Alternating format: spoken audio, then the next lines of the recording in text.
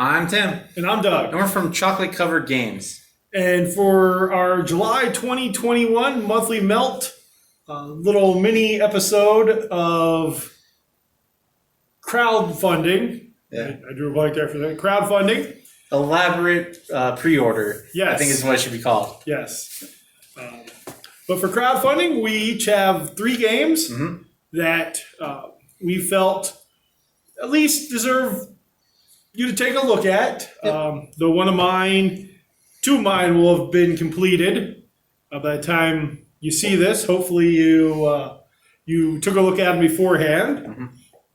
But I guess I'm going to start. Okay.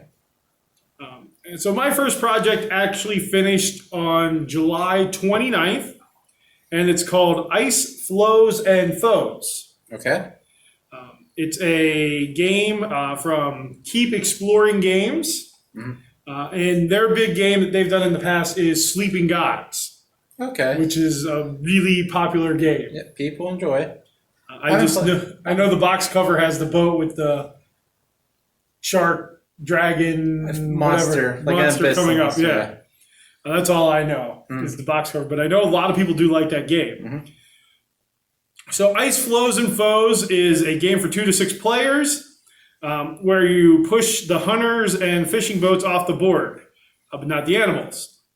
So to let you know right away, it's a dexterity game. So you're trying to save seals and whales, Yeah. not wells, whales from the fishing boats and hunters.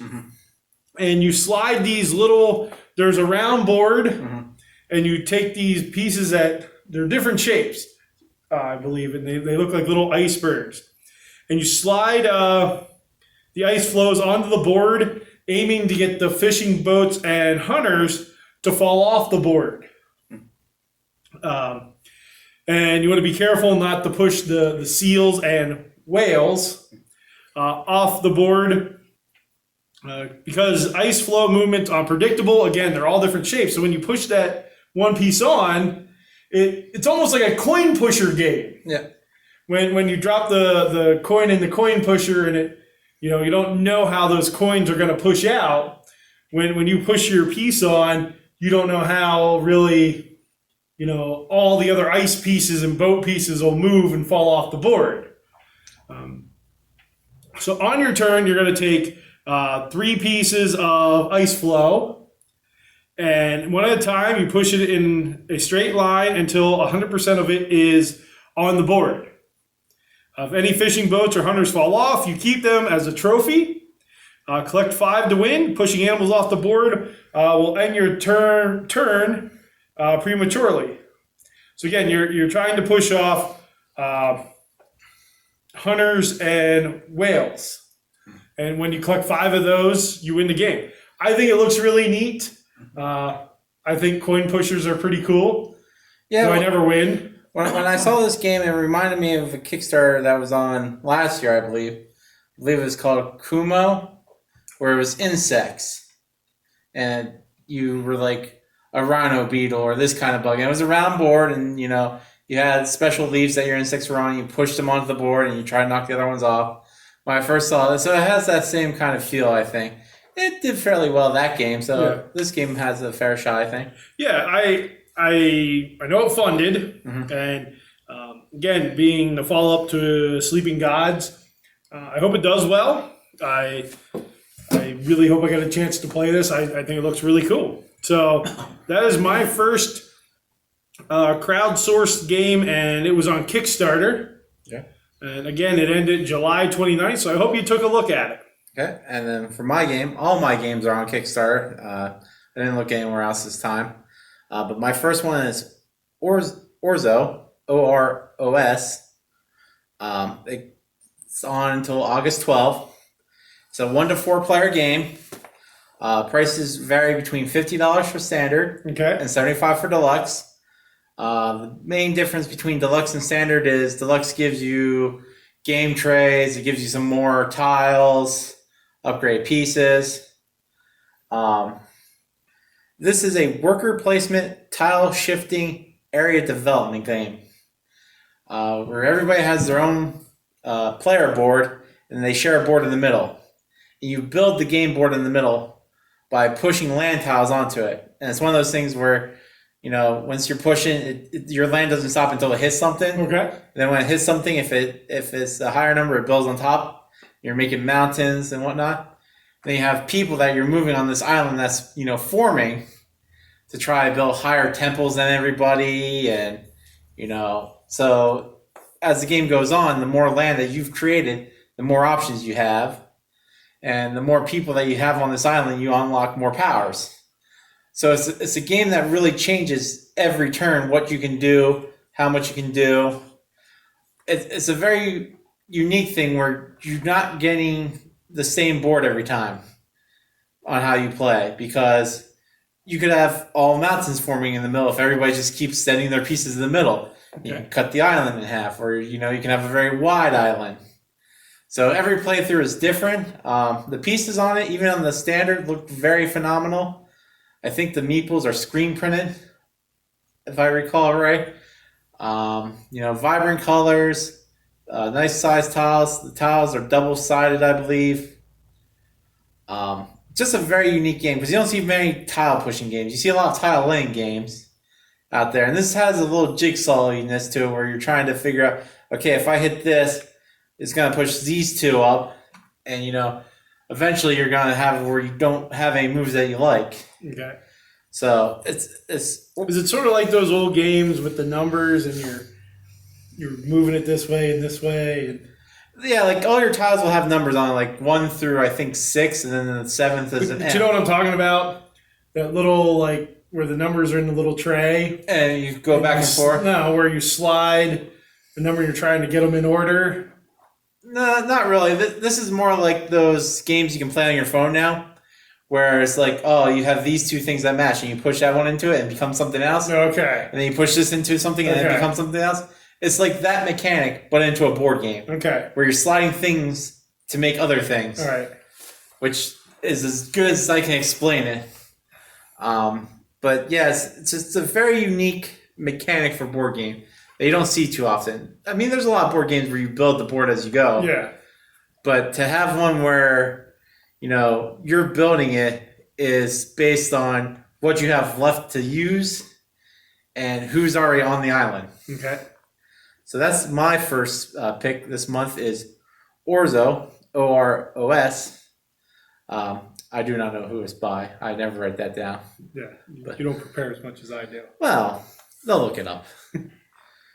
And then my second game, I actually had to look up here. That's what I was looking at earlier. It's called Flicking Finches, and it ends July 30th. And unfortunately, I don't think it'll fund. Mm-hmm. They're only about a quarter of the way, and they have just a couple hours to go. Okay. So I'm hoping that maybe if it doesn't fund, this game will eventually come out. Flicking Finches is another dexterity game. Okay. And it's by Miadre Games. This is why I don't put the creators of the games on my thing. Their big game, I believe, was Garden Dice. Okay. So Miadre Games. Sorry, I'm mispronouncing that. For if you are the company president and watching us. So it's a family-friendly game where each of you will control a small flock of finches. Okay. Which are little discs bearing different characteristics such as color, body size, beak size, and body markings. Okay. And using your finger, you'll attempt to flick the finch as close as possible to the little Charles Darwin figure. Okay. Without knocking him over. So players can chirp to entice Darwin to award seeds to the closest finch, matching the evolutionary characteristics he's most interested in. Okay. And that is determined by sketchbook cards that are dealt out onto the table. And after awarding seeds, Charles will move along to the next island location, and that's on the board, and he's ready to study a new variety with the Finches giving chase. Okay. So Charles Darwin's going to move around the board, and you're going to keep flicking your Finches, try to closest to him. Okay. And so the game ends when his sketchbook cards are filled, and the player with the most seeds wins. Okay. So basically, you're just flicking around the board, trying to get closest to... It's tabletop shuffleboard. No. What's the Bocce Italian? ball. Bocce ball. It's a tabletop Yes. bocce. Where the little... is it a paoli? Paoli? No, paoli's bad. Yeah. That's the money thing. Mm-hmm. Pelota. Yeah. I think it's called a pelota. Yeah. Don't deal with paoli. You'll go to jail. Yeah, so then you're flicking, trying to get closest to that. Yeah. And then whatever is on that sketchbook card, if you're closest, I believe, with that characteristic, you get a seed. Okay. So it looks cool. I like dexterity games and flicking games because I really do like, what's the one we own that we haven't owned? Flick them up. Flick 'em up, yeah. We own it, but we haven't taken it out of the box. Well, we've taken the base one out. We haven't taken the expansion. The expansion. Yeah, I enjoy Flick 'em Up.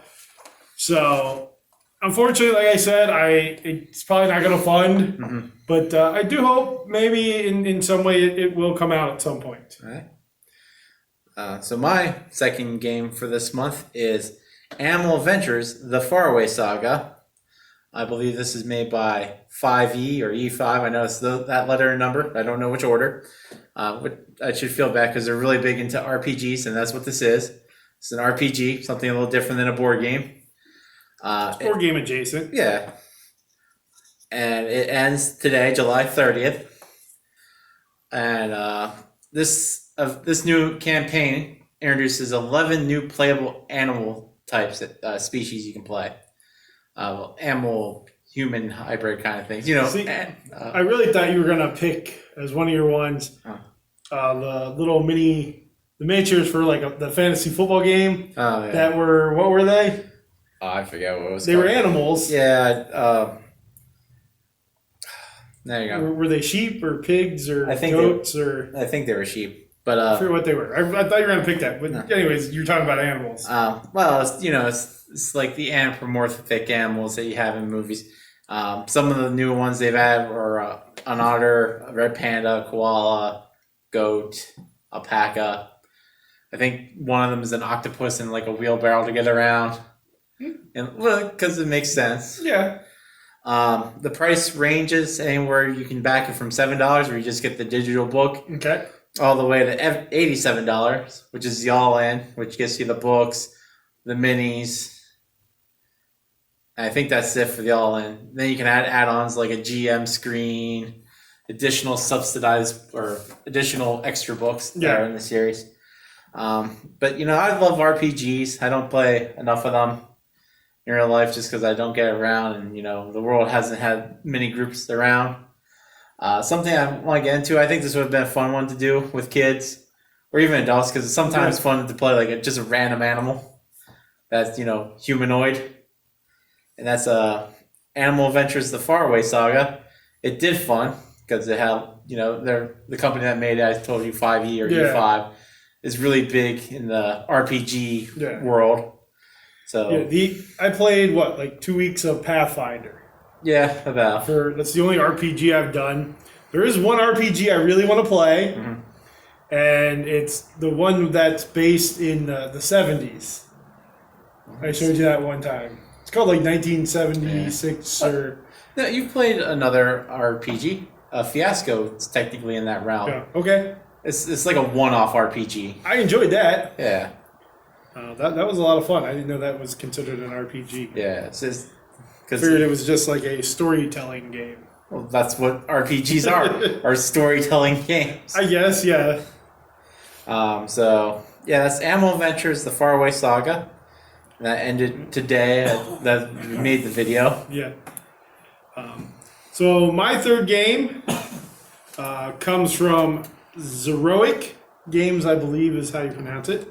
And the only game I could find from them is Helionox Deluxe Edition, and there was an expansion for that. Doesn't sound familiar.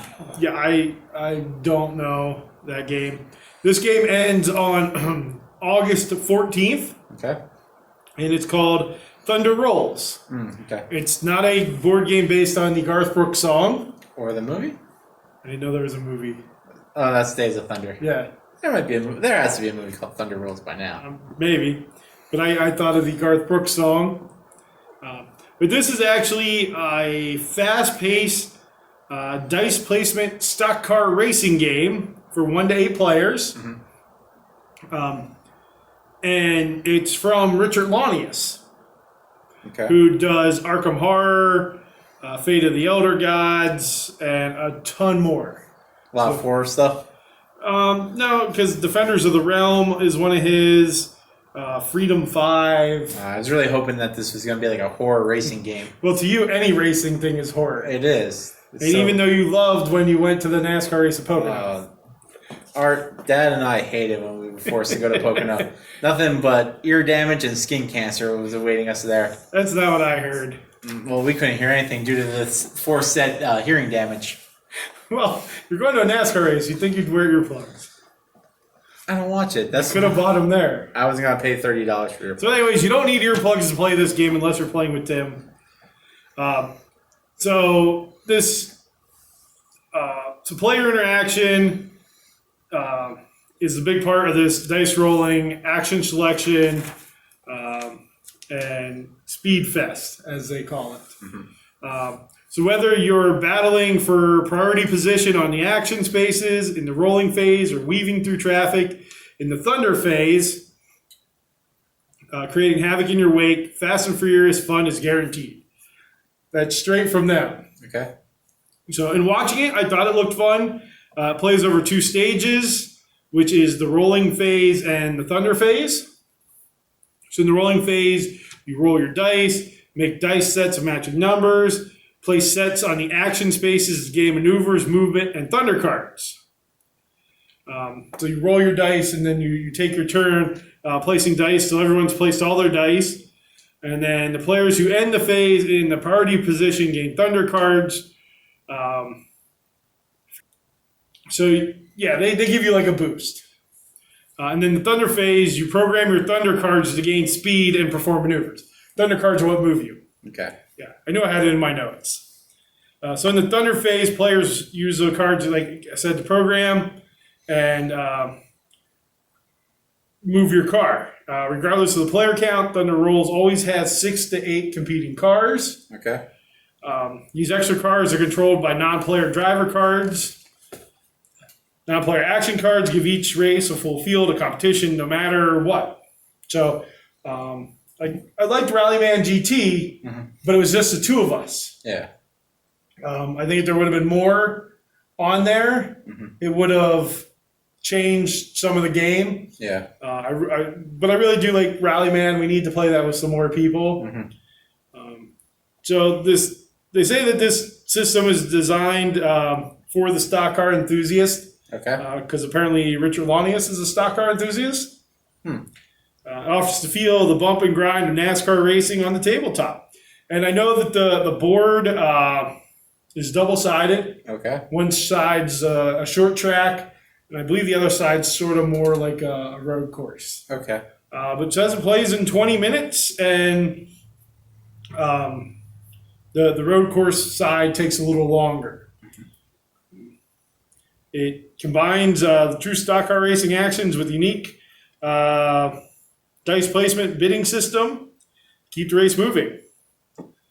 So, for me, I like NASCAR. I'm a big NASCAR fan. So I will try any racing game there is if it's themed towards NASCAR.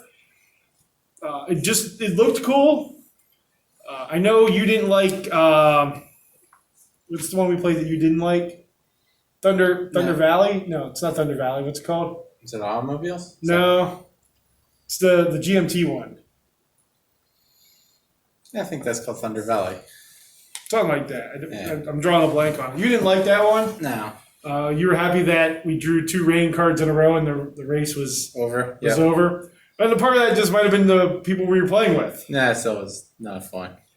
Because the people we were playing with just didn't pay attention at all while we were playing. So that might have been part of it. Automobiles, I thought was fun. Yeah. Monza's still the best racing game, According to you. according to everybody. Well, Rallyman GT is just an adult Monza. Yeah, but if I want to play a racing game, Monza's there. Oh, and Flamme Rouge, but that's bicycle racing. Yeah. But I enjoy racing games. Again, that's Thunder Rolls. Done by Richard Launius, who is a great game designer. I definitely want to give this one a try. And when's that in? August 14th. So there is still time to look at it. Yeah. I know I probably did a terrible job describing it. So for my last game this month, it also ends August 40th. August 40th. 40th, 140, 140th. August 14th. It's called Planet Hop. It is a Game Boy game, which I always love to see older console games on these platforms because technology's advanced so much that they're able to make these fantastic games for these old systems. Like this Game Boy game can play with the original Game Boy on the old green and Wait, so this isn't a board game? No, this is a physical cartridge game for a Game Boy. Okay. Yeah. So this isn't a board game. No. No, we're board games. Our channel is just called Chocolate Covered Games. That's true. Just games. So I've had candles on this portion before. I almost had dice. Yeah, well, dice are gaming. Yeah. People throw dice. And I almost put the game board calendar. Yeah. That's on. Check that out. It looks awesome. Yeah, it was a toss up between this game for Game Boy, or there's another game out there right now for the original NES. Can you still buy a Game Boy that's not like an old used one? Like a brand new Game Boy? Yeah. It would cost you a lot more than a used one. So they're not producing Game Boys. Like Nintendo's not making the Game Boy right now. Okay. They kind of have a thing called the Switch. Yeah. That's making them the monies. So this game is for an obsolete game system. Well, they also make systems like, what's it called? Like Where it's a whole bunch of different ones in one. Yeah. Okay, so they have that? Yeah. With Game Boy? Yeah, I think there's one that fits Game Boy, but people also own Game Boys, and I can still go find a Game Boy on eBay if I want. Well, you can go to the game trading stores. Yeah, there's still ways to get it, but this cartridge, they've made it where it works with the original Game Boy Color, and then it becomes colored. Like it's just one cartridge. Yeah. It works with Game Boy Advance, works with the Game Boy. But weren't they different size? No, it's the same cartridge. Nope. I thought they were different size. No, the only time they switched size is when they moved into the clamshell. Then they became thinner. But there was one that they became smaller. That's the DS. Okay. So this works on the original Game Boy Advance, Game Boy Color. What about Game Boy Plus? Is that the one that goes into the... I don't remember. And maybe there wasn't a Game Boy Plus. It works in the Super Nintendo Game Boy cartridge thing where I'm going to look if there was a Game Boy Plus. There probably was. And it works in like the original Game Boy not dual screen, but like Game Boy Advance screen. Yeah. Where it Game flips. Boy Advance, Game Boy Color, Game Boy Advance SP. Yeah. Game Boy Micro. Are you on the thing now? Well, I was just looking to see if there's a Game Boy Plus. There's been localized Game Boys. Like there's one that's only been in Japan, which was like the Game Boy Light, which was a Game Boy that had backlighting feature. And there's an original Nintendo Game Boy for $150. Yeah. But this is a brand new game for Game Boy. It's a platformer, has 9 levels. You can back this anywhere for $12, which gets you the digital ROM version, so you'd be playing on your computer and not on like a console. For $70, you get like what you would buy back in the day, where it comes in the box, has the cartridge, rule book, whatnot. Or if you really want to spend the money, the top tier is $836. Okay. That's called the Creators Edition. Okay. At that point, you get to create 6 bosses for the game, 6 enemies for the game, 1 level for the game, I believe. You get your names in the credit, which would make sense because at this point you've created a lot of the game, having input with making that much. And I think you get some say in the artwork. Ooh, do you remember Game Boy Advance? Yes. It's that one. I mentioned that one. It's the flat one. Game Boy Advance SP. There's the Game Boy Micro. I don't remember that one at all. No, I'm not a big fan of the Micro. But yeah, it plays on all those systems. So if you have any of those Game Boy systems, Game Boy Pocket. that's the one that flips. No, Game Boy Pocket is just like a mini Game Boy. Oh, it's the shaved one that's much thinner. I know which one that is. But yeah, Game Boy Light. Man, remember all those. so yeah, I think we see a lot more people coming out with these older games for Game Boys and NESs because they're cheap to make because our technology far surpasses it now. Yeah, and it's 8-bit. Yeah, or 16 depending on everything. But if I'm a person that owns one of these systems and loves this system, these are things I back because I'm like, I've been playing the same game for 20 plus decades. You can only play Tetris so many times. Oh, there's more games than Tetris. Again, you can only play Tetris so many times. You got like Mario Land 2. Was that on there? On Game Boy, yeah. I don't remember what all games we had on that was the first Wario game. Was there a Tecmo Super Bowl for Game Boy? I believe there was. Probably. I don't remember. We did have a Game Boy. Yeah. You had a Game Boy DS. Yep, I had a DS. I think those were the only two Game Boy things we had. Well, no, I didn't have a DS. I had a 3DS. I skipped the DS and went to the 3DS. I had a Game Boy. Yeah. That was it. We only had one Nintendo console. And that was the NES. Well, and then we went to the Wii, and then we went to the Switch. Like we skipped like the house consoles for Nintendo. We always went handheld because we were always Sony. Well, we had the Nintendo. Yeah. And then we went PlayStation, PlayStation 2, PlayStation 3. Mm-hmm. It's as far as we went. Yep. That's as far as we're going to go with those. Well, not until you get the next one, so I can get NASCAR Heat. Nope. Which I think that series is ending anyways. And then we had a Game Boy. Yep. We had a Genesis. No, we didn't have a Genesis. We had a Dreamcast. Yeah, we had like a Genesis. That was the handheld one, where 3 batteries went on this side, 3 batteries on. That wasn't the Genesis. Was the household one. That wasn't the handheld one. I think they were called the same thing. No, what was that? The Vita. It was a Vita. That's a PlayStation. Well, look up Sega handheld. I tell you, it's called the Sega Genesis. I should know. It died on me, but I'm pretty sure it was the Sega Genesis. Yeah, we had a Dreamcast, which was a good machine. Game Gear, that's what it was called. Yeah, Game Gear was a good handheld console. Yeah, it was a handheld colored console. Yes, it was huge. Yeah, that's because it took 6 batteries and lasted 3 hours. Yeah, But yeah, then we went. Yeah, we're up to the Switch. That's the newest generation system we have. But you have more gaming stuff than I ever had. Yeah, well, that's because you're older, so you had an Atari. I didn't have the Atari. Yeah, but I got the Nintendo. Yeah. And then it was you that got all the other ones. Yeah. I just happened to live there. Yeah. Otherwise, I would have never got them. I've only played the Switch like 4 times. Mm-hmm. And yeah, twice I played the basketball game, and twice we played Birds of a Feather. Wingspan. Oh, that's what it's called. I don't think I ever played Nintendo DS or whatever. Oh, we also had a GameCube. Yeah, because we had the bongos. Donkey Kong Bongo. That was a great game. Donkey Kong Congo. Yeah, that was a good game. We still have the bongos downstairs, I think. Oh, the GameCube's downstairs too. Is it? No, yeah. I thought you. I didn't sell it. Traded that in. No. Yeah, so we had a GameCube. I forgot about GameCube. Yeah, we got GameCube way after the life of GameCube. We got one of those trade stores. Because they had those like little mini disc. Yeah. The micro disc. Yeah.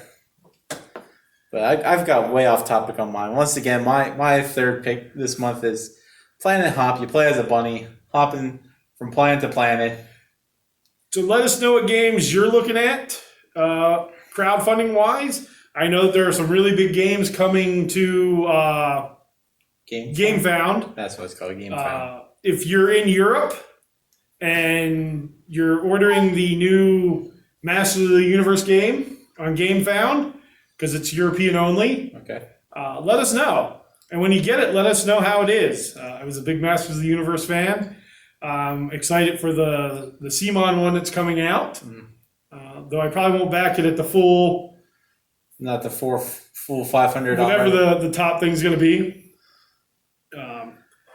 But again, let us know what games you're looking at on Kickstarter, GameFound, Indiegogo. You gotta wonder if that Master of the Universe game is gonna be hurting since the reboot is doing poorly on Netflix.